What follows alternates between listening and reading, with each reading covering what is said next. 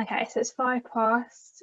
So welcome everybody. Thank you for taking time out of your evening to attend this webinar. So I'm Rachel and I'm Graduate Policy Performance and Projects Officer at South Cambs, and I work in the Policy and Performance team. So this is our second Black History Month live event in collaboration with Cambridge City Council. So my colleague Ari is here as well if you want to introduce yourself, Ari. Hi, apologies for the name. I have 2 Zoom accounts on my computer and it's defaulted to Vicky Haywards for some reason. But I'm Ari Henry. I'm a Community Development Officer at the City Council and participate and sort of organise Black History Month events. And I have to say it's really nice to be doing it in partnership with South Cambs this year. Thanks, Ari. So this webinar is hosted by the Cambridge African Network. So we've got a panel of community members who are going to talk about their personal stories of living in the UK and Cambridgeshire. So before we get started, just a few bits. If you can keep yourself muted while the panelists are speaking, just in case there's any background noise. And this is being recorded as well. But I'll hand over to Isaac and Alima, who are our hosts, to introduce everybody. So hello, everyone. Thank you for coming for this evening's webinar. Entitled Life in the UK, Our Stories Unfold, which is part of our Black History Month celebration with South Cambridgeshire District Council. I've noted that we've been celebrating with the Cambridge City Council for a long time, but this is the 3rd year we are collaborating with South Cambridgeshire District Council. And I wish to thank everyone for the effort they are putting in from both organizations to support it. Our Stories Unfold is not just stories of immigrants as defined. The term immigrant has many meanings, the most common one being one of foreign-born, naturalized or not. Members of ethnic minorities in this country have their unique life experiences. Some experiences are brilliant, some are surprising, some are shocking. People born here to ethnic minority parents and who know no other country they call home face the same life experiences as do immigrants as defined. And it is only through openly talking about these experiences, sharing ideas, and creating awareness about overt and covert issues that we can tackle issues of racism effectively and live harmoniously in a rich, diverse community. So today we have 5 members of the Cambridge African Network to tell their stories. And so I would now like to invite my co-host, Alima, to introduce the panelists and get us going. Thank you. Thank you, Isaac. So I'm Alima. And the format today is that we will have our members of our community each telling their story. But after each person has spoken, we will have some time for questions and answers. So as you're listening, just listen and see what you're curious about what you want to hear more from the speakers, and write in the chat any questions or comments that you have, and we'll have that time for questions and answers. So I'm going to introduce the speakers one by one, and we're going to start with Edwin. Edwin, if you say your name the way you say it and as an introduction, and then you can begin there. Hello everyone, my name is Edwin Panford Kwenu. I am Ghanaian born and relocated to the UK in my early teens. I am currently a pharmacist and also currently studying but living in Cambridge. And my story, I guess, began, like I said, in my early teens when I moved to Ghana, when I moved to Cambridge from Ghana when I was about 13, 14. And for those who know Cambridge quite well, the school I attended was the Manor Community College, which is now, I think, North Cambridge Academy. And within the year group, I was the only Black person in the year group, and that made me unique, but also that made me stand out for for certain reasons. And for me, I embellish what I went through at that very early age in the fact that, as well as noting that people were making me feel and making it obvious that I was different, there were also those people that made me feel like I belonged. And one particular incident that stood out for me was we're playing tennis, and one of the young kids just pushed me away and basically just said, you know, the N-word, and don't push me, or don't touch the ball with your dirty hands. But funnily enough, straight away, there was another guy, and I still remember this as well. He came up to him and said, you know, don't ever say that to him again, and privately said to me, if anyone ever spoke to you like that, let me know, and I will, you know, in his own words, I will sort them out. And that was just a stark, I guess, an example of being in that particular place where you've got allies on one side, but also those that see you as not one of them on the other side. Throughout, you know, up until now, I experienced those things quite starkly. Went to Long Road Sixth Form College, similar experiences there. Went to university, very similar experience. And even now, as I was applying for my master's, it was the same experience as well. And despite feeling like I belong in certain areas, there's also that pull that makes you, that tells you, or there's the other voice that tells you that you don't belong. Cambridge for me is quite unique, and I've seen it go from very little Black population to now, now it's quite considerable. And we went from the point where, for me as an early teen, I would see another Black person across the road, and, we'll smile and nod at each other. And that was quite a unique experience, because I remember one of my friends asking me, do you know that person? I was like, no, I actually don't know them. But there was just the fact that we were both Black in this city gave us a connection, and that that ticket to literally just say hey to the next person and acknowledge them.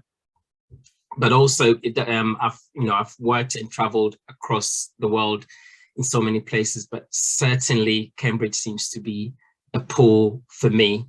And obviously, once I had a family, I felt that Cambridge was the right place to bring up a family.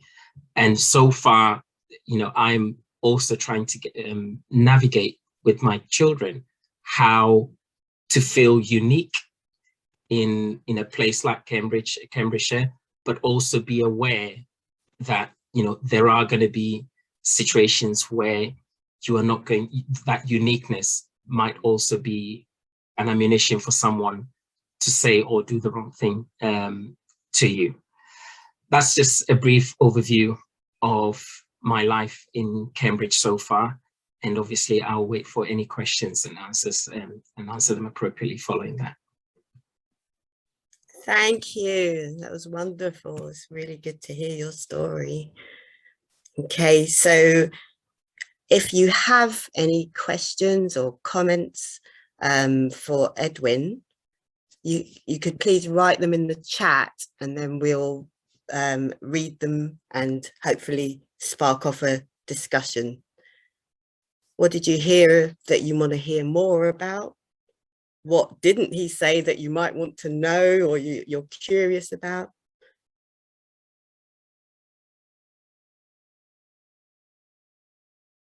Do we have any questions? I suppose you are also welcome to address it directly. If you think that it will take time to type it on there, yes. Yes. Go ahead, yeah.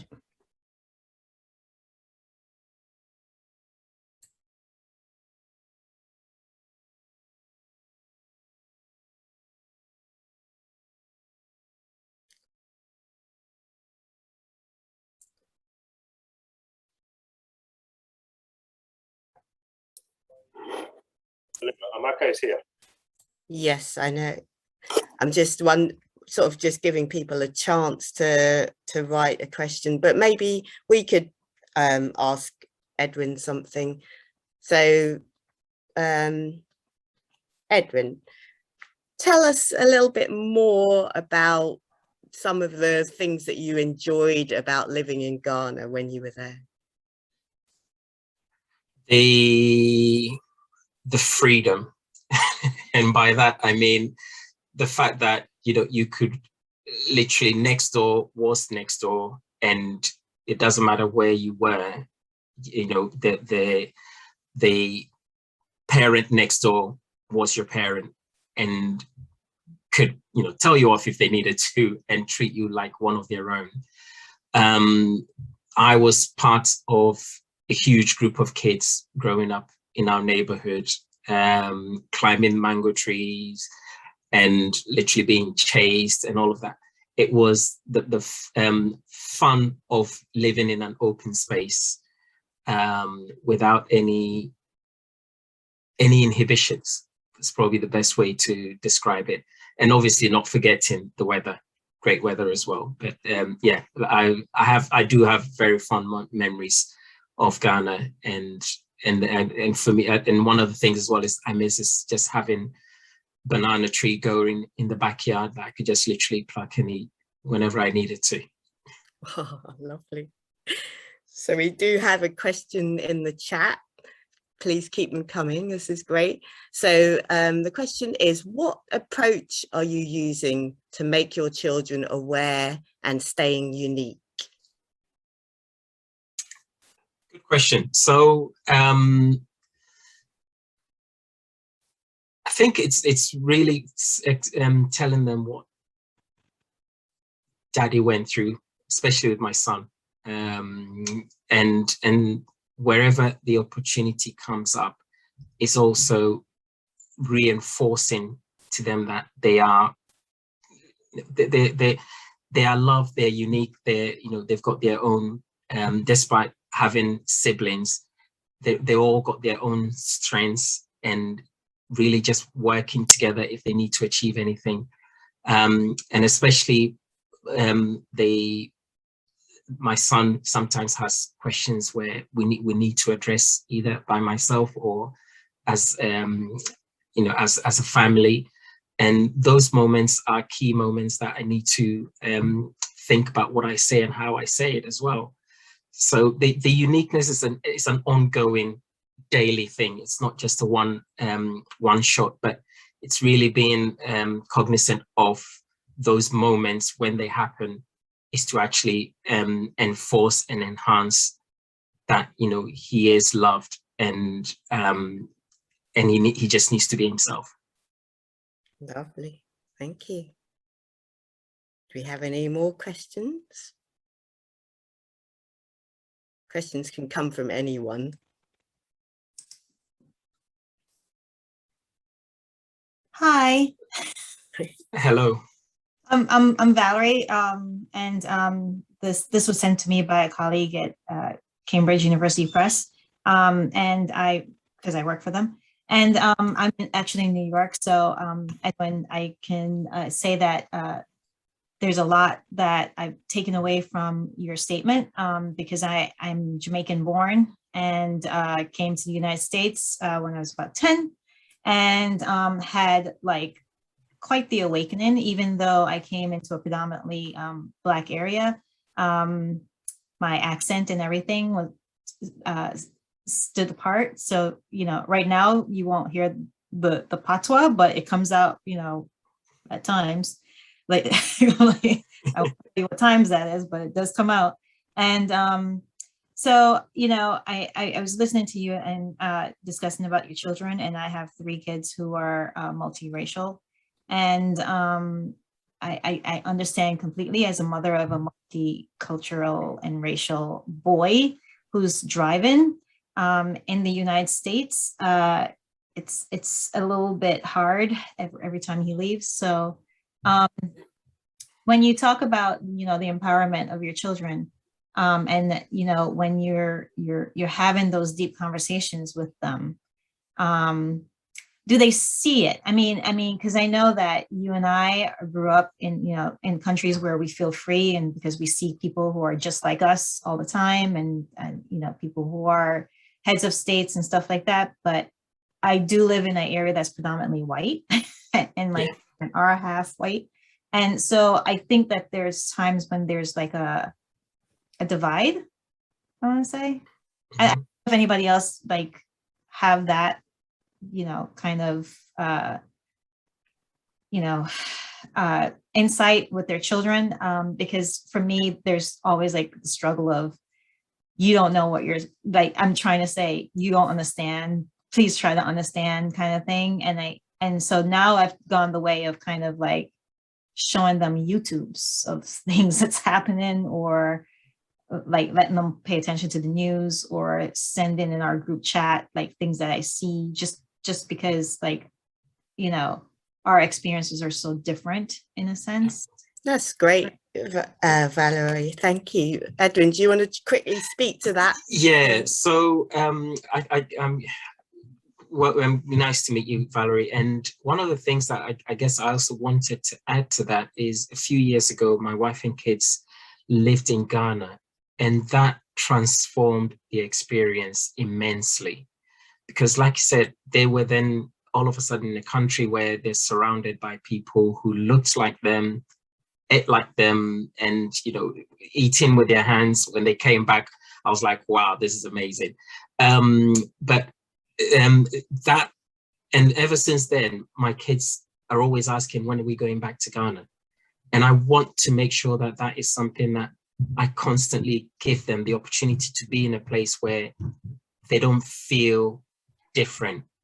Even if their accent is different, there is something about going to Ghana that, for me, certainly empowered them. And you could see that definitely in my son when he came back. So it's as a parent, it is a worry. And I'm also conscious that I don't want to offload all my experiences just yet. They need to come in bits for him to be able to understand and digest and reflect on. And at the moment, as at this age, it has to be in bite size rather than in chunks. But there is that moment where the chunks will happen. There are definitely moments where those chunks will be happening. Thank you so much, Edwin. That's Thank you. wonderful. So we'll move to our next volunteer who's going to speak about her story, and it's Amaka. Amaka, if you could just say your name the way you say it to introduce yourself and tell us your story.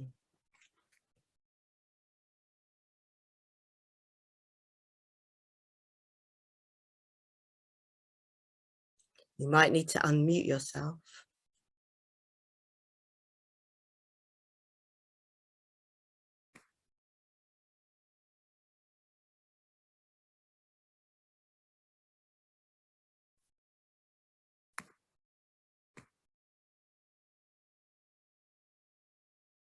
You're muted.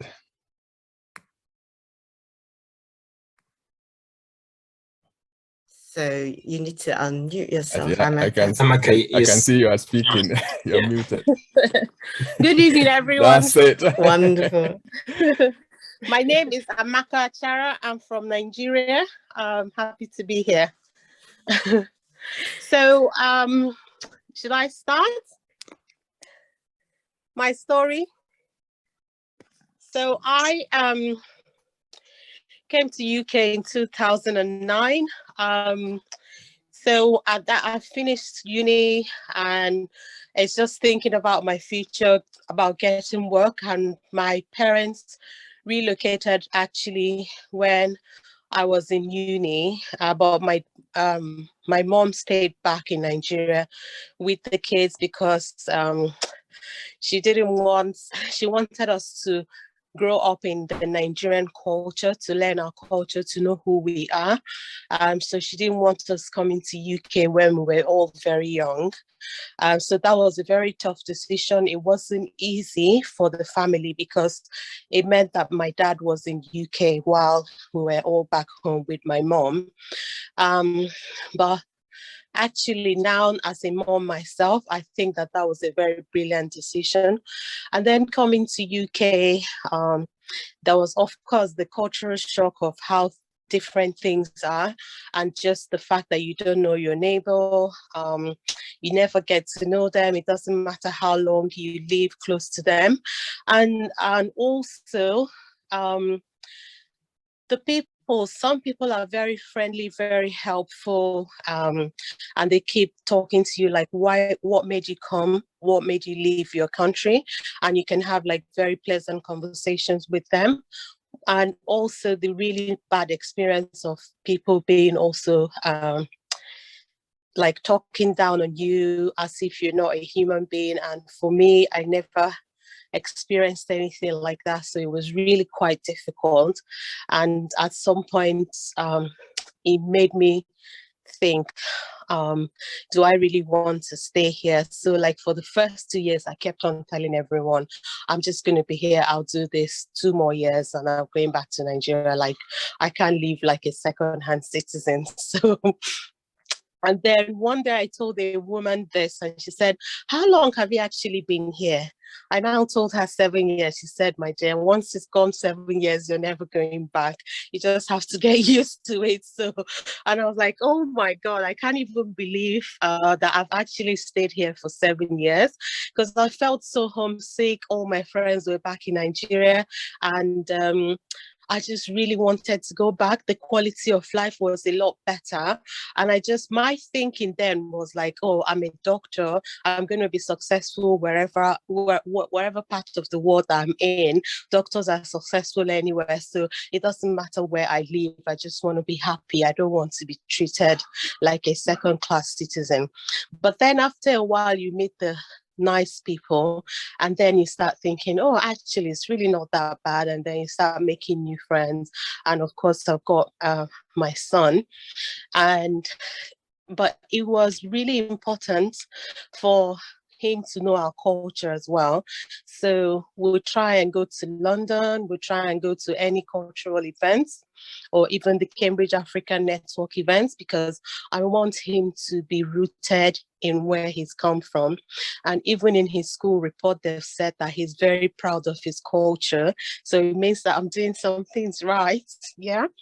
And then so my experience of UK is kind of a mixed feeling. There are some things that I really love, and there are some things that I obviously wish that they could change, and I just don't get it. I keep telling my siblings, I just wish we can bring the good things from Nigeria and join them with the good things in UK, then the world will really be a better place. So if we can take the good things from UK and join it with the good things in Nigeria, wouldn't it be so nice? So I just feel like you have good and bad everywhere you go. So if a lot of people are all actually getting some aspects of life well, why can't we copy that culture? Why can't we emulate it? So one of the best things in Nigeria growing up was just that, knowing that people love you. There is no feeling like that. Just knowing that you're loved unconditionally. I've just been, there've been times when I've been in trouble and I've just like walked up to people on the road and I just said like, oh, I don't have any money. I need money to go and see my uncle in another part of the city. And they said, what are you talking about? And I've explained to them and they just gave me money and I've just traveled. And it's just having that confidence and just understanding people. So sometimes in UK, I feel like I don't really understand what the people are saying sometimes. So it's still, and I feel like because of that lack of misunderstanding, that's what makes people to have, maybe the misunderstanding causes miscommunication, and then problems arise where the necessary doesn't need to be any problem. So the UK people need to make an effort to understand us, and then we also need to make an effort to understand their culture. I know doing the Life in UK test is, but it's not just that. So you need to when one time my colleagues were saying, oh, this one is the African queen, that they used to call me at work, because they'll be like, oh, you're so this. I said, like, this is how I was brought up. So because you have like servants, you have drivers, you have, so it's not like you're being pompous or anything. It's just the way life, that was the life that you knew before you came to UK. And then all of a sudden you're the driver, you're the cook, you're everything, and it's really so hard.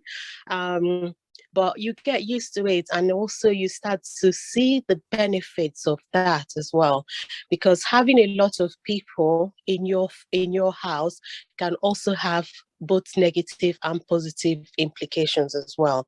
So I think I've actually enjoyed my time in UK, but I miss Nigeria so much.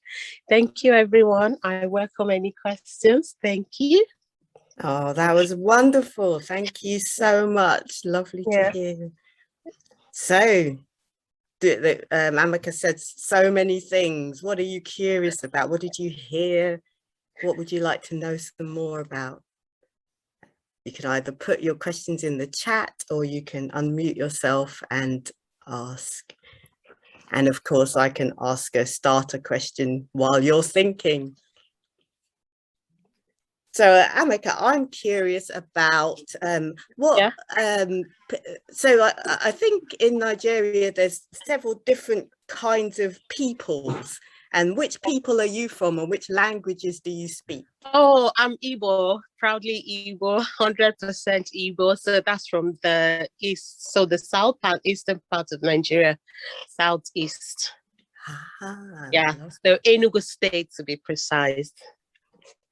It's so the Chineke people. Anybody that watches Nigeria, you know when they say Chineke, that's us. Thank you. What does it mean? It's just my God, my God. All right. Okay. Yeah, because a lot of my colleagues at work, they'll be like, oh, what does that mean? I'll be like, it just means my God is like they're exclaiming, Chineke me. Okay. Okay. For the Nigerian film addicts, so that's what it means. Thank you.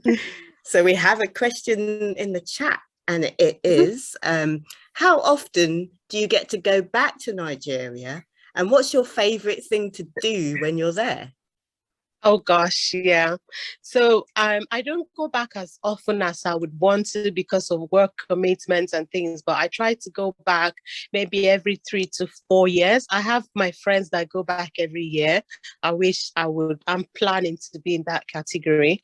And I take my son back and he loves it back. And my favorite thing is, oh gosh, should I say this? It's palm wine. It's palm wine. It's like, oh, it's white, it's sweet.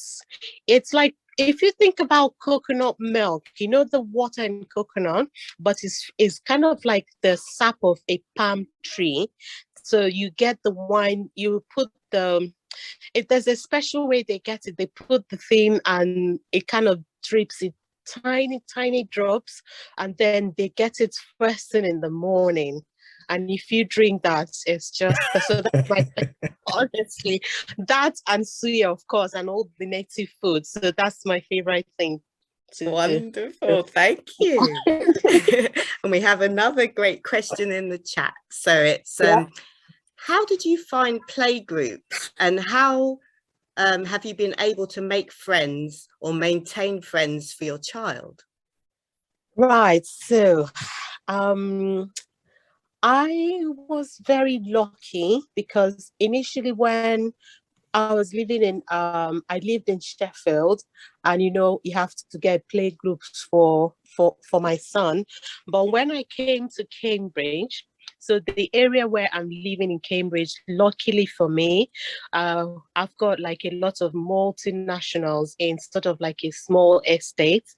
And it just felt like I was back home, because in my neighborhood, because we're all foreigners, so the kids would just behave the way we behaved back home. So you just come and knock when they come back from school.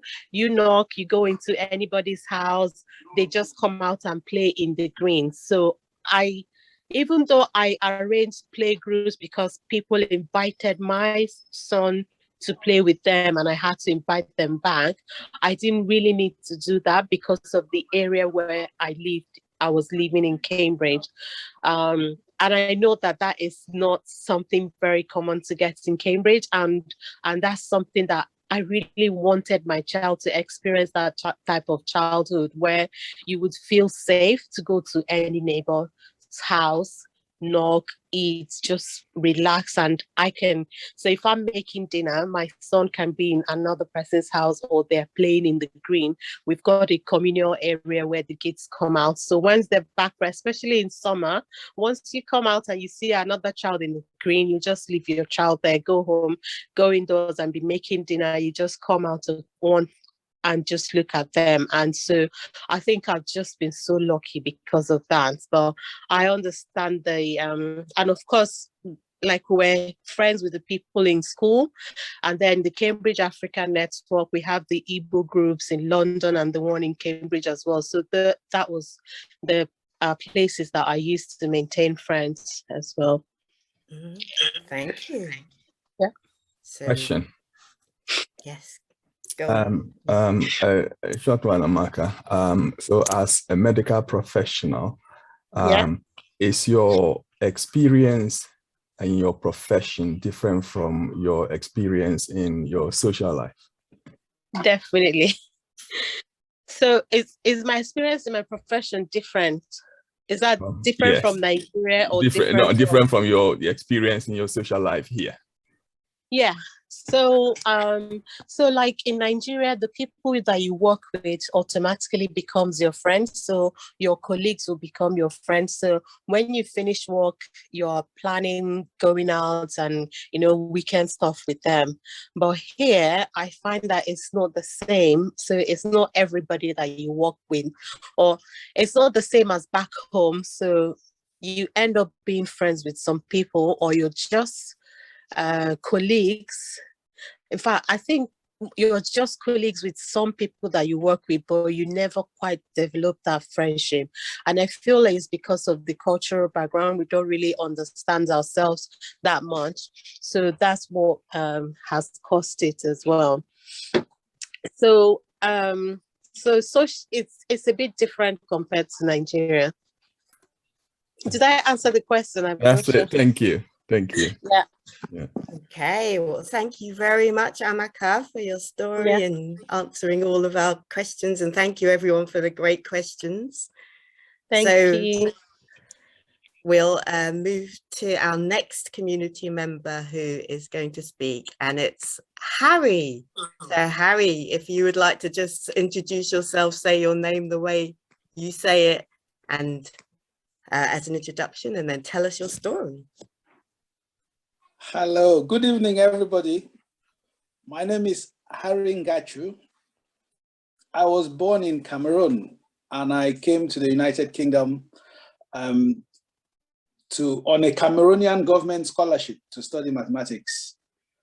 I decided to study computer science instead of mathematics, and I carried on and did systems engineering, worked in London, set up a networks and communication consultancy business, and traveled across most European cities doing networks, worked on Y2K projects. And after so many years of doing all sorts of different things and integrating and feeling a part of the society, I had some kind of guilt because the Cameroonian government scholarship required me to go back to Cameroon and live and work in Cameroon for 10 years. And I had not done that. So in 2006, I relocated to Cameroon and I stayed, lived, got married, had children, lectured in the university. And in 2016, a war broke out in Cameroon, and I'm living in Cameroon as a British citizen, making me a ransom target. And so I decided this doesn't quite work for me. I'm coming back to the UK. I came to the UK I came back in 2018, came to visit a friend in Cambridge, arrived at Parker's Piece, fell in love with Parker's Piece and decided this is where I'm settling. I'm not going anywhere else.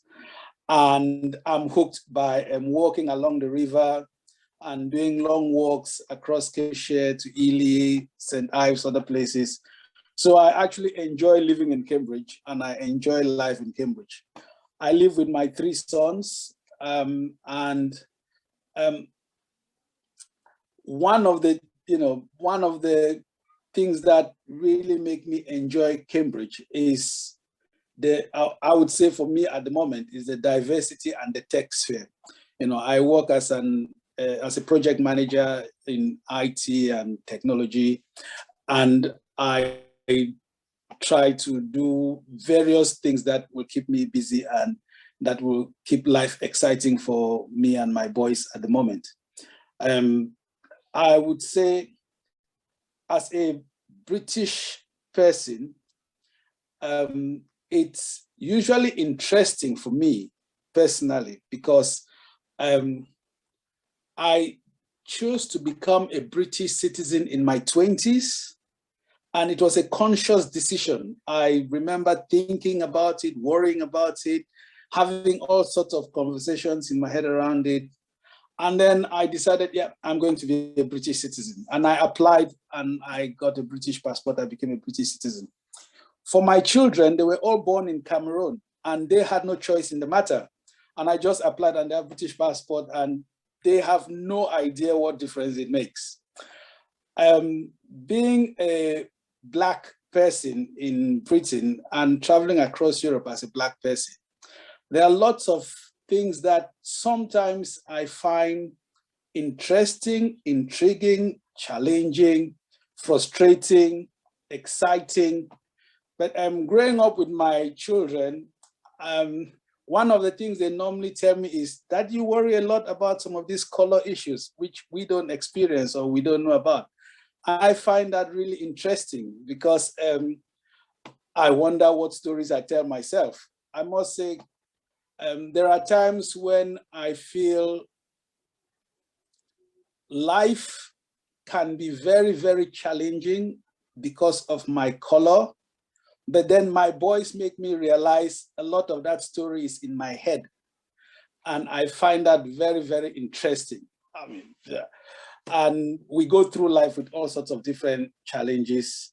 And my primary motivation for participating in this program as a panelist is actually that I get an opportunity to tell my own version of my life in the UK, the way I see it and experience it.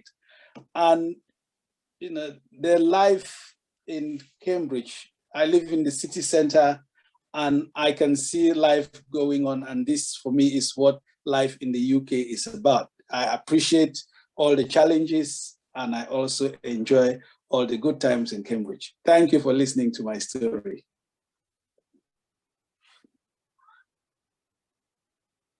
That's wonderful. Thank you so much, Harry. So we're already getting questions in the chat for you. The first one is, what was it like living in Cameroon at the start of the war?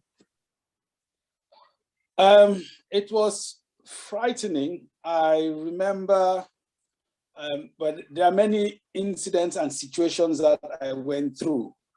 But I guess for me, fear was the main thing that dominated my life in Cameroon at the start of the war. Fear for myself, fear for my family. And, I saw situations where people were killed. I had situations where we had to run and hide. The kind of things I remember hearing in the Middle East and in Afghanistan over the radio and television. And I lived through it in Cameroon and it was scary and frightening. The dominating experience for me is fear. So yeah, I can only talk about the fear aspect of it. I don't have anything else right now that I can share about it other than fear. Yeah. Oh, thank you. That's very moving. That is, as people come up with more questions in the chat, maybe I could ask you some things. So I don't know all of the different peoples who are in Cameroon and what languages they speak, and so could you tell us something about that? What and where you fit in? So in Cameroon, we say, and I'm sure across Africa, a lot of people will say the same. We say Cameroon is Africa in miniature, and you know, as somebody who grew up in Cameroon, it feels like all of Africa compressed. It's like the nucleus of Africa. And there are lots of different stories that people will say around the center of the earth. So if you look at latitude 0 and longitude 0, actually it should be in Cameroon, but due to climate change or whatever, maybe it's tilted, so it's not in Cameroon. But it's actually the center of everything. There are many languages, so many people, and it went through various European control. And the most recent being the British and the French. And there's the British, so Cameroon was a mandated territory after the First World War. And the bigger part of Cameroon is French. So French is the dominating language, and the smaller part is English. And the two parts of Cameroon really have been running a bit like Britain and France, you know, here in Europe in all sorts of different ways. And the cultural difference between English and French is a day-to-day thing in Cameroon. However, with over 500 languages spoken in Cameroon, you know, it's very difficult to identify any particular group as a dominating group, unlike Nigeria or other African countries where there are a handful of dominating languages or groups. In Cameroon, there are hundreds. So wow. There's no real dominating language in Cameroon other than Pidgin, English, and French. Yeah. Lovely, thank you. Do we have any other questions for Harry? What did you hear? What are you curious about? What Hi, didn't Harry. he say? Edwin here. How are you? Hi, Edwin. Question from me is, so one of the poignant things you said at the end was your children challenged your thinking about what yes, about racism in particular. Yeah, yes. Yes. So do you think your experiences has been, I don't know, would you call your experiences so far racist experiences, or were they created? I don't know, because the reason why I'm asking is that they haven't experienced it, but these were your experience. So is it worth actually explaining to them what actually happened and see what they think? Yeah, absolutely. I think thank you for the question. And if I interpret your question rightly, or at least the way it comes across to me, is the whole experience of racism. Yes. So, like I said, I came to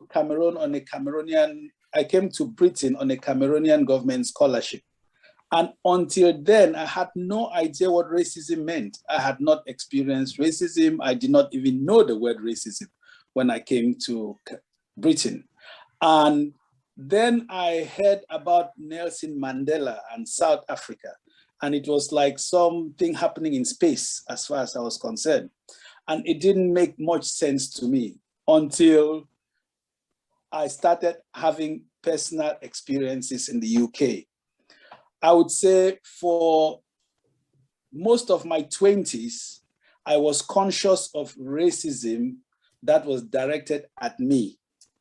Going back to Cameroon, you know, and coming back now here, one of the things that I actually see more of is me being racist. And that for me is really it's something that I go, oh yeah, I'm relating this way to this person, or I'm in this situation because, you know, of the color of their skin, and, you know, and the way and it's before I wasn't even aware of racism.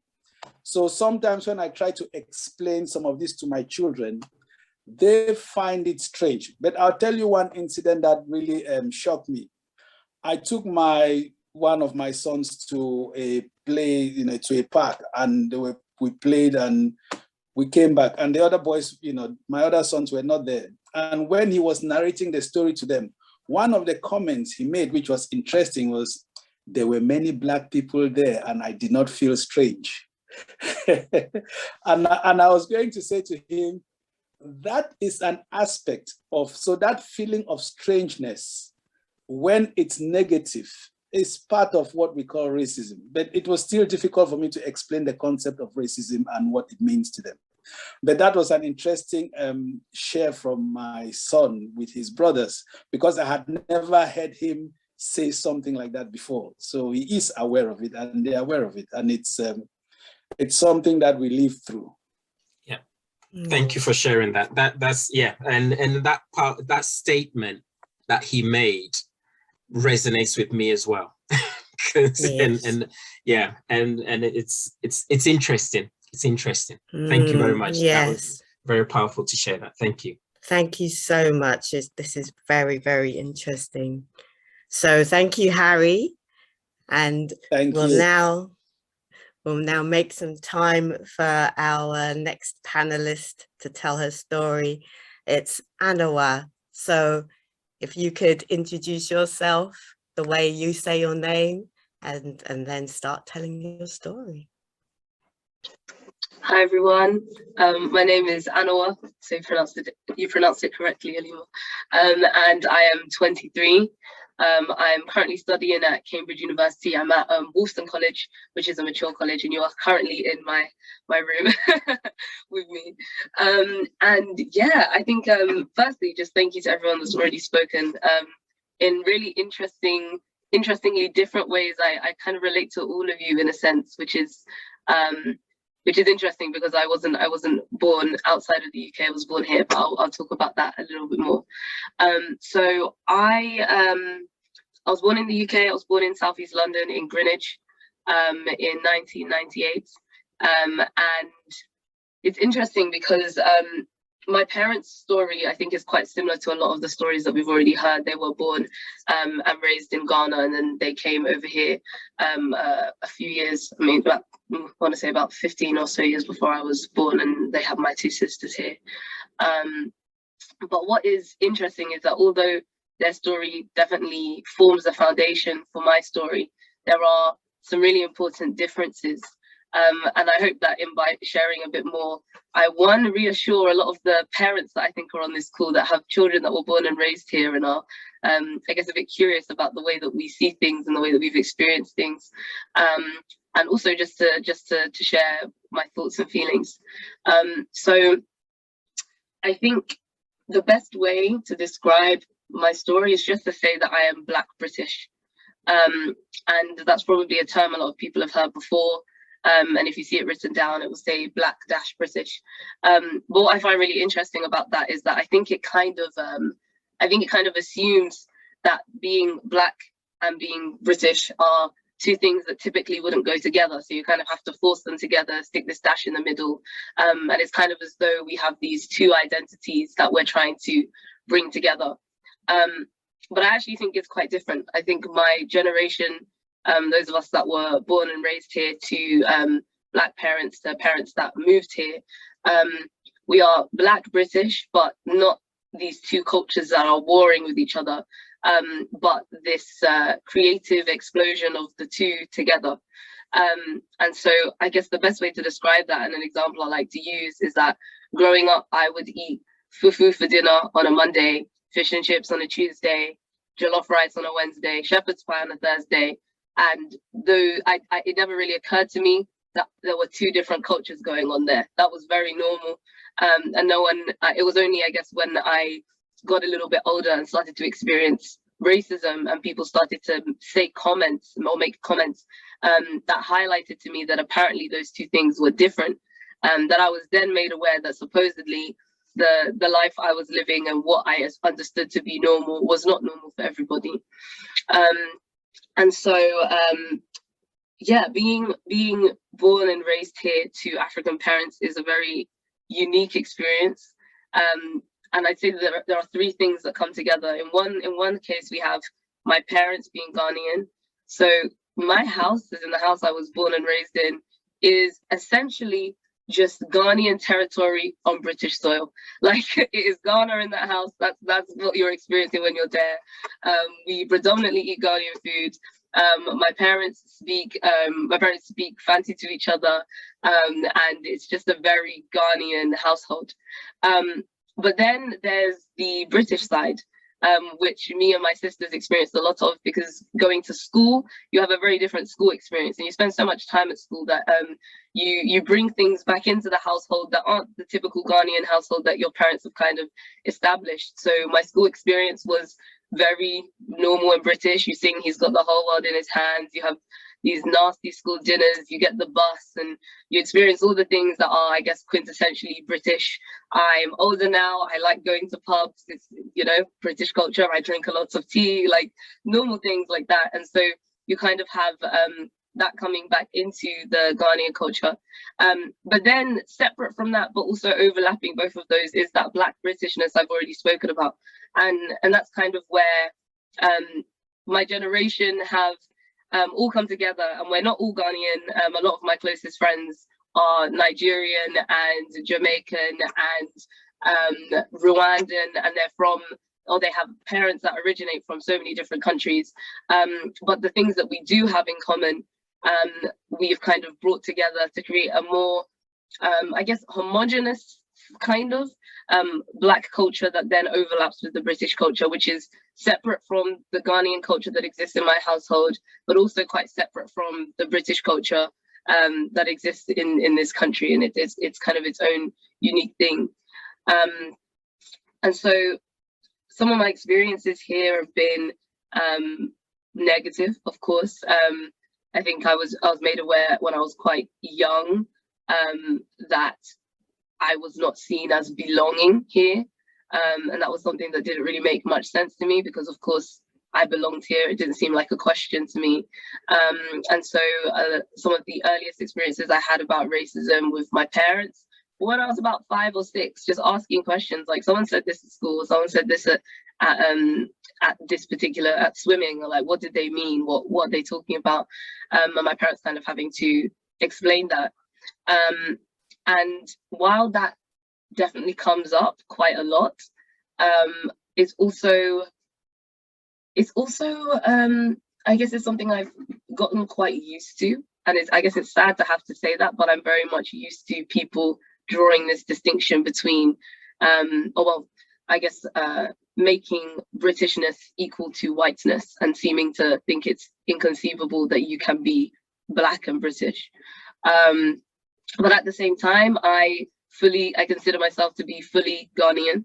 I recently renewed my Ghanaian passport. That was an exciting time. I had to go all the way up to the Ghana High Commission in North London. I really like the Ghana High Commission. Sorry, random side note. I really like being there because it's just full of lots of Ghanaian people, and it feels like Ghana. I really like it. As a family, we try and go back to Ghana every year. And so when I'm in Ghana, I love being there. My family is there. I feel very comfortable there. And so I guess I just want to end by saying that while my experience is different to my parents, in that I have a third identity, that they don't quite understand, that Black Britishness. I also am still fully Ghanaian.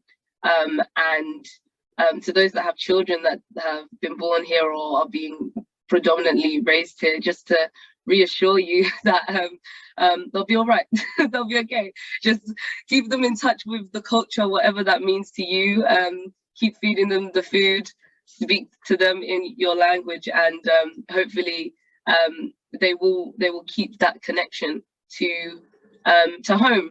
And it's interesting because while London is home, I always refer to Ghana as home. Like if I'll say we're going back home, and that's Ghana to me, even though that I've never properly lived there.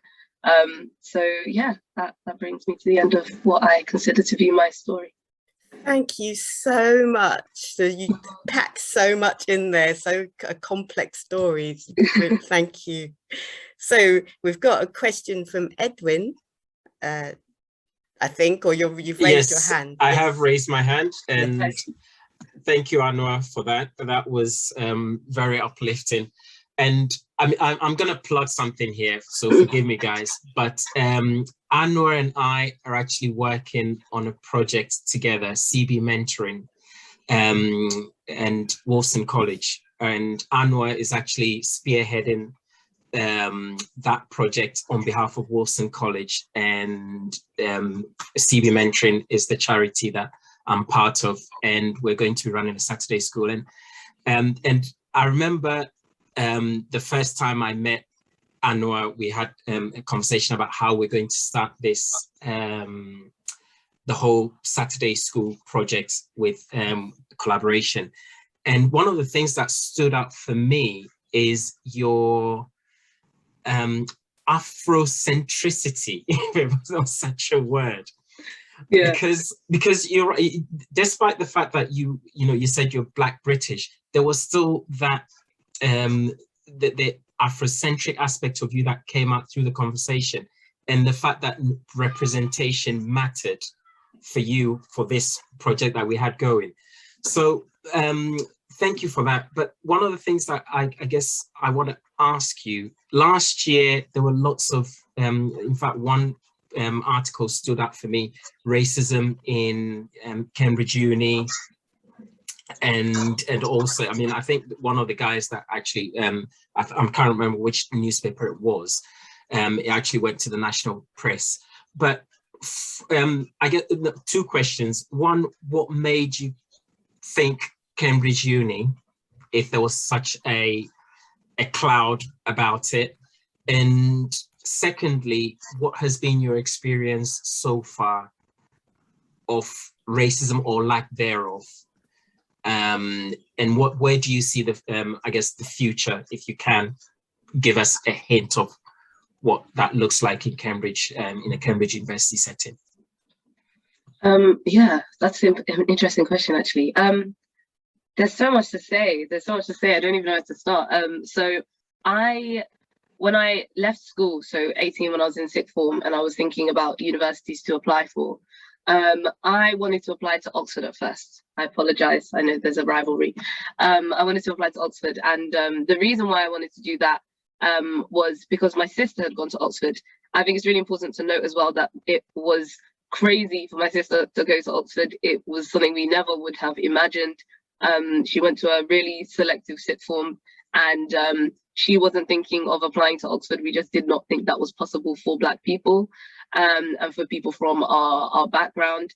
And she had a teacher that said, you know what, you should apply, and she got in.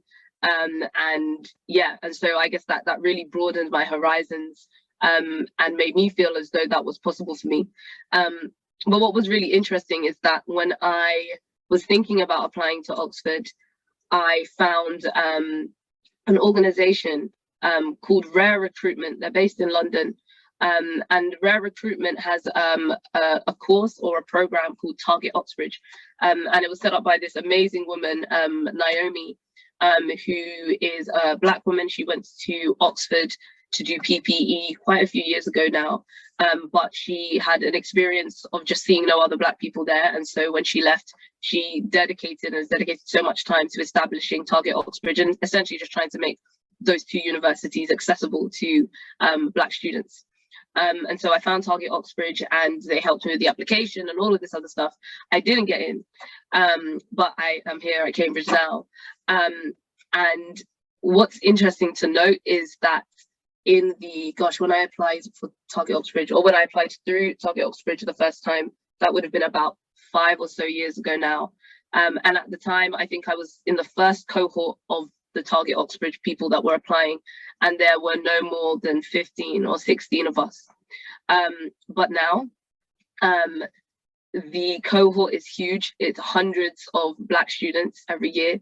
And the statistics of the number of Black students that are at Oxbridge that have gone through that program, it's something ridiculous. Like 70% of the Black students at Cambridge have gone through Target Oxbridge, and I think it's about 40 or 50% of the Black students at Oxford have gone through Target Oxbridge. And just that one program has really changed the number of people and the number of Black people at Oxbridge, and kind of made it accessible. And so when I applied that first time and I met other people that wanted to apply to Oxbridge or had gone to Oxbridge that were Black, it was really rare. But I am so glad to say that these days I can go to a party in London of all Black students, a whole bunch of people my age, and there will be a big chunk of them that have gone to or are currently studying at Oxford and Cambridge, which is crazy. Like, that has happened so quickly, and that trajectory continues. And so I think that's going to continue to change. I think we'll end up seeing more and more and more students of colour in general, but Black students in particular, at Cambridge University. In terms of my experience here so far, there are still low numbers of Black people. You kind of have to seek people out. You really have to go looking for it. In terms of the culture of Cambridge, it is very white. Like, there is one Black hair shop. Please let me know if there are more that I'm not aware of. But I've gone looking, I've only found one. So I get all of my hair products sent to me from London by my parents, or I bring things up with me. If I want plantain, I trek all the way to Mill Road, I get my plantain. Yeah, I think that is quite daunting in a sense. And also I have experienced / witnessed incidents of racism while I've been here. Definitely the incidence of that is more than I would experience or see in London. Obviously, London is a lot more diverse. And so, yeah, it can be uncomfortable, but I do think that the future will look quite significantly different. And I also think that's going to be very rapid. Thank you for that answer. So we have another question. You're welcome. And that question is, so are there any conflicts of living in a dual or triple culture in the UK? And do you mind sharing with us, if any, particularly at home? Thank you. I see a message about food. That's great. Thank you, Emeka. Samuel, thank you for that question. Also, my dad's name is Samuel, so that's great. Gosh, conflicts of living in a dual or triple culture. Yeah, there are conflicts sometimes. Conflicts in terms of, I think sometimes I feel as though things are lost in translation through conversations with people. And I think being brought up in the UK, but living in a house that was very Ghanaian, I definitely had to learn that things were different outside of the house than in the house. And one of the examples I usually give for this, and this is probably a silly one, but my parents have relatively strong Ghanaian accents. So sometimes they mispronounce words. And there are some words that I believed were pronounced a certain way my whole life, because that's the way that my parents said them. And then I said that exact same word at school and people looked at me like I was crazy.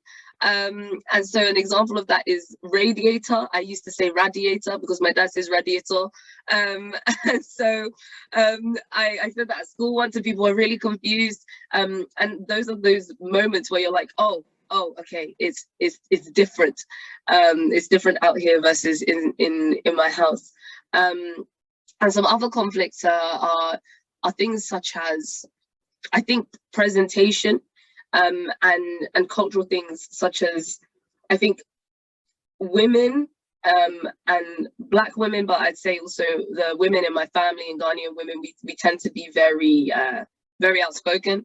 And I think that's kind of, I'm not sure, I could be wrong, but my interpretation of that is that that's often quite cultural. We are more,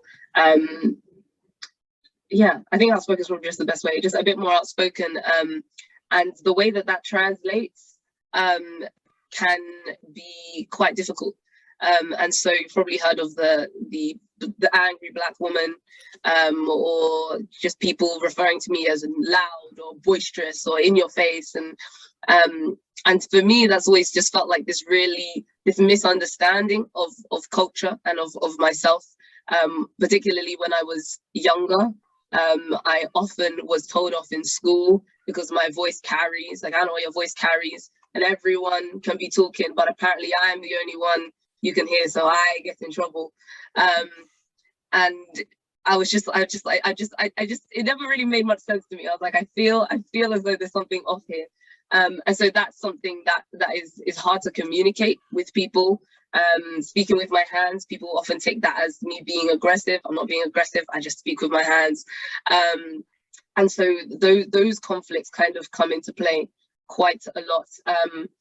And I guess there are remedies for that. I've definitely learned how to code switch. And by code switch, I mean kind of turning up for my British a bit more and turning down my Black a bit more when in certain environments. An example I give of that is what I like to call my more British voice. And so I often can speak like this if I feel as though it is necessary and warranted, which doesn't really have so much of the, I guess, the Blackness in it, whatever that means. But that's not how I typically speak. And obviously the difference there is that my voice is a little bit higher and a lot softer. And I try and enunciate my words a lot more and that sort of thing. And so, yeah, those conflicts exist a lot.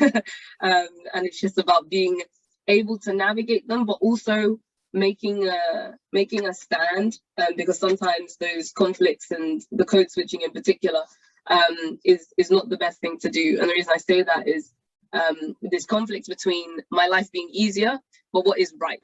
Like, I shouldn't have to change my voice and the way that I present myself to be respected and listened to. What I have to say is worthy of being listened to, whether it's packaged in a British way or not.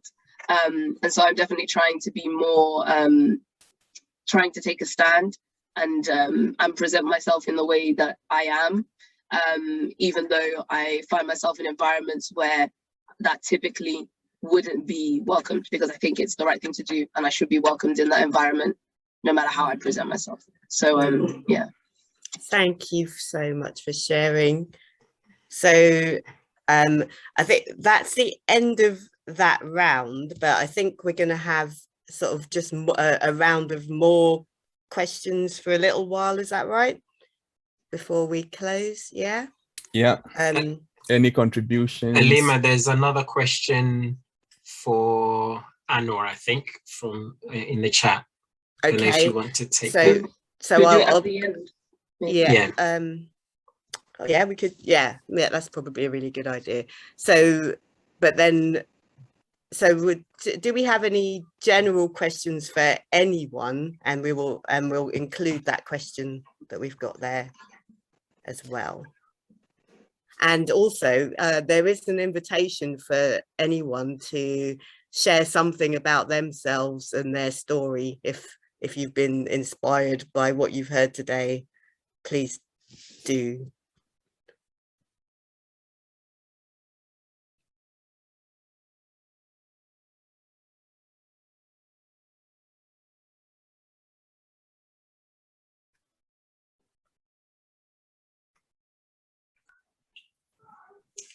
I would break the silence and actually share a story about the I guess, loud, boisterous Black women scenario that Anwar gave. So in 2019, I was part of a team that went out to Ghana on a project on behalf of the Fleming Fund. And one aspect of that was to look at gender inequality. And obviously, because it's a requirement of the project, I was like, yeah, let's go for it. And we did that. And I remember slightly on the way back from that trip, the project lead coming up to me and say, Ghana hasn't got a problem with gender inequality, because we were surrounded by women who just felt the need to say what they thought and, you know, just walk out. It's, I don't know why we included that in our project. Why didn't you say that so we could? I was like, well, I couldn't say it because I needed you to experience that, because that is how the women in our culture are. You know, it's just something that you need to experience. And for me, I hadn't even noticed it. I noticed it as part of the requirement, but I hadn't noticed it as something that Ghanaian women are or do. It was just natural because you grew up in that environment. They are the way they are, and you just kind of, you know, almost second nature to you. But for him to notice that as an outsider and pointing it out was quite interesting. And you know, when you mentioned it, it just brought back memories of precisely that conversation. That's great. Does anyone else want to say anything? I'm thinking actually we could, the question in the chat could apply to any of the panelists. So maybe each of you could say if, so it's, do you have any non-Black friends? And if so, are there any awkward moments with communication, events, culture, etc.? And how do you deal with it? Does anyone want to speak to that one? Oh, yes. Definitely being in Cambridge, you cannot say you don't have any non-Black friends. It was the norm growing up. And for me, the only Black kids I met when I was growing up was actually the Saturday school that used to be run years ago by the Cambridge Black Women's Group. But at school, I was the guy. I was that guy. So yeah, so it couldn't. Trying to explain. So I guess the one that stands out for me from school as well is whenever we had these school discos, they were like, how did you learn to dance so well? Did you go to any classes? And when you say to people, no, we just learn, it just seemed like a strange concept, because to be able to dance that well to the rhythm, you need to have gone to a class. And it's just one of those things that stood out for me from the school days. And it was always awkward to actually explain. At one point, I actually stopped dancing because the questions were just a bit too much. Each time you dance, you know, how do you learn to dance so well? So, you know, you just stand there and just ignore that question. Lots of awkward moments, but and also trying to kind of eating with your hands. You know, when some people come to my house and see me eating, you can't eat fufu with a spoon. You know, it has to be with the hands. So when they see that, it's like, oh, what are you eating? Is that always how it's eaten? Yes, you know, and those, they are awkward, but it's the norm. And if you're in my house, then yes, you will need to witness that. But it's when it goes outside, because I've been to some Ghanaian restaurants, and you know, and you kind of see people looking at you like, oh, you know, is he going to use the spoon to eat with, you know, with his hands? But yeah, lots of awkward moments. Okay. Thanks for asking that, Max. Anoa, do you have an awkward moment story? Gosh, I have so many. But yeah, I have quite a lot of non-Black friends, obviously because of the schools I've been to, that sort of thing. But actually something I want to highlight is just how over time my friendship groups have definitely changed. So when I was younger and I was surrounded by a lot of white people, you kind of just become friends with the white people, and obviously there were Black people as well, and you were friends with them. But I think as I've gotten older and I've seen more those differences in experience and how much easier it is to relate to my other Black friends and Black British people, I've realized that my closest friendship group is all Black, and that doesn't mean I don't have very, very close white friends, but I guess my primary group of people are Black British like myself, and so I do have lots of non-Black friends. Awkward moments, I think some of them are, one, people trying to err on the side of caution when they want to ask you a race-related question, kind of like Edwin's example. So my questions would typically be about hair.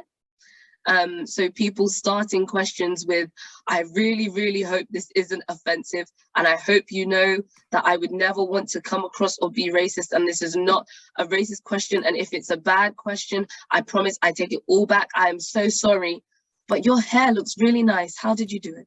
And I'm like, We didn't need the whole run up before you asked the question. It's fine to ask the question. And so that's a big one, questions about hair. Also some awkward experiences with people just wanting to touch it and just sticking their hand, and you're like, whoa, I'm not a pet. You can't just stick your hand in my hair. I wouldn't stick my hand in your hair. That's weird.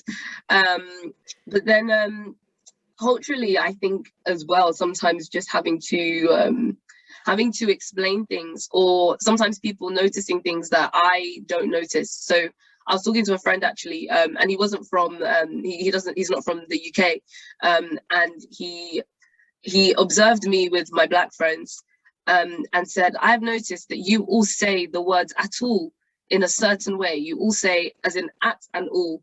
He said, generally, people in the UK say at all, as though they are two separate words. It's like, but you and your Black friends, you kind of say it as though A with the A and then tool. You say at all. And I was like, okay, like, what's your point? I don't understand. Anyways, it just kind of stuck in my head. And so I observed it and I realized that it was true. All of my Black friends, we said at all.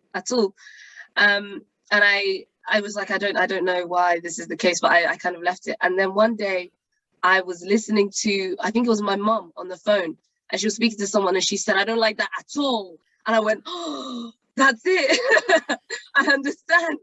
And it's interesting how that kind of has filtered through without us noticing it. And we don't say it with a Ghanaian accent or a Nigerian accent or anything like that, but just that very, I guess, unique way in which we say those two words together is kind of reflective of our backgrounds and of our parents without us realizing it. And so that was a really interesting cultural thing that someone else noticed, someone else that was white noticed. And Thank you. That was just interesting. Yeah, that's really great. So Amaka, do you have any awkward moments that you'd like to share? I think the awkward moments is so when one day in the hospital, I was having lunch and then my colleagues came, oh, we found your sister. And I was like, oh my God, my sister? Did she come to surprise me at work? My sister lives in Kent. And I was like, oh my God, what is going on? And then as I was going back to my ward, everybody was saying, oh, we've seen your sister. Have you seen your sister? Have you seen your sister? And I was like, okay, who is this person that you guys are calling my sister? And it turns out that there's a lady from the northern part of Nigeria who just started working in the hospital. And they were saying this thing with the best will in the world. And I just can't believe how they would think that I would know this lady. So, oh, so finally it took me a whole week and I was like, I must go and see this my sister. And then of course I entered the restaurant 1 week later and I just saw this Nigerian lady from the north that I've obviously never seen before. And then I said, you must be my sister that everyone has been telling me about. She was like, yes, you must be the other sisters then I've been looking for. So Nigeria is a country. It's the largest Black country. There's no way I'm going to know everyone. It's just like asking someone that is from Cambridge if they know somebody who's come from Sheffield or Scotland. It's just it was just like really so funny to me, but I just went with the flow. But I thought that was really so funny. Yeah, thank you. Thank you. That's my awkward moment. So we've got a question in the chat, and I'm wanting to manage the time that we have left. So maybe Harry, I won't ask you for your awkward moments. We'll just see if there's a quick answer from anybody to this question, which is, in light of recent media, have there been any experiences of cultural appropriation or blackfishing, particularly amongst women? Kardashians, Jessie Nelson. So can anyone speak to that question? And quite briefly though. Edwin. Yeah, so I've actually experienced, so the other thing I do in my spare time that I don't have is I'm also a DJ. And when I started, clubs in Cambridge didn't want any hip hop and R&B because it attracted Black people and Black people were a problem. But there was then this huge growth of R&B and hip hop music in the UK charts. And all of a sudden, R&B became cool. And that's when I was then being, booked a lot more. And they wanted me to play R&B. Whereas years before that, it wasn't, Black people were seen as the problem. And then all of a sudden we became this cool people to have in the club. And that has been going on ever since. And so what Jessie Nelson is doing is not new. And the Kardashians have just used it, ultimately to the best of their ability. So yeah, seeing that transition has been interesting. But, okay, thank you, Edwin. And Anna, well, you've got something to share. So briefly, could you? Yes, I will try really quick. I think I completely agree with Edwin. I think something I tend to say is everyone wants to be Black until it's time to be Black. And that's definitely something I see amongst my generation. Kind of speaking to Edwin's, how things have changed over time. I think I live in a generation, especially when there are so many of us that have been born and raised here, and people we have friends that have grown up with us and they relate to us more. I think a lot of people seem to think that Black culture, whatever that is, I know it's hard to define, but Black culture is now something that's more universal, especially because it has so much, there's so much going on in social media, and a lot of people have come into contact with it. And it means that sometimes people do kind of cross the line, and in some cases people kind of take things on board and kind of try and take identities on board that they can't fully understand, and kind of try and speak in certain ways and speak like me, and I find that very off-putting and uncomfortable. Yeah, especially because I think we've seen so much change, and we still experience discrimination for the very things that the white people will then do and appropriate and will not experience discrimination about. So it's just kind of that imbalance and that inequality there. Thank you for speaking to that point. So Eddie wants to share some. Yeah, that's it. Yeah. Right. Well, basically, just following from what Edwin has just said, because I obviously grew up with Edwin and a few of us here from early days in Cambridge. I would say at that time we were very, very few Black people in Cambridge and going out and having to do social life. I think, Edwin, what we did was the way we presented the music and the integration and how we presented ourselves was actually very, very important. I mean, you were a DJ, I was a record boy. Remember, I used to organize all the little gigs in the clubs, and you used to play for me, and we used to have all these arguments who was playing music and stuff. Now, I think what we did was we were presenting the music and sharing it with everybody, and people enjoyed it. We did not have the London gangster mentality around us, if you know what I mean. So the crowd was good, and you were doing a good job. And also with us having a mixture of friends as well, white friends, Black friends, Zimbabweans, we had a whole mix of friends amongst us as well. That actually helped this scene a lot. So I think that's something we did quite well. And Cambridge, I would say, I realize it's a very diverse environment. So I think from where you're coming from, you're right. I think it's the way we presented the whole scene.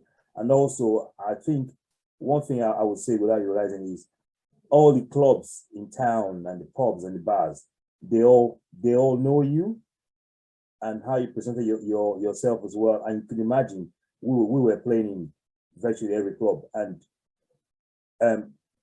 whenever we turned up, we were probably the doors were open all the time, you know.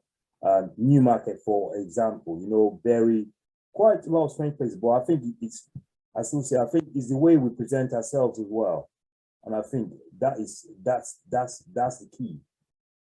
Thank you. And I think that's. Thank you, Eddie. Well, yeah.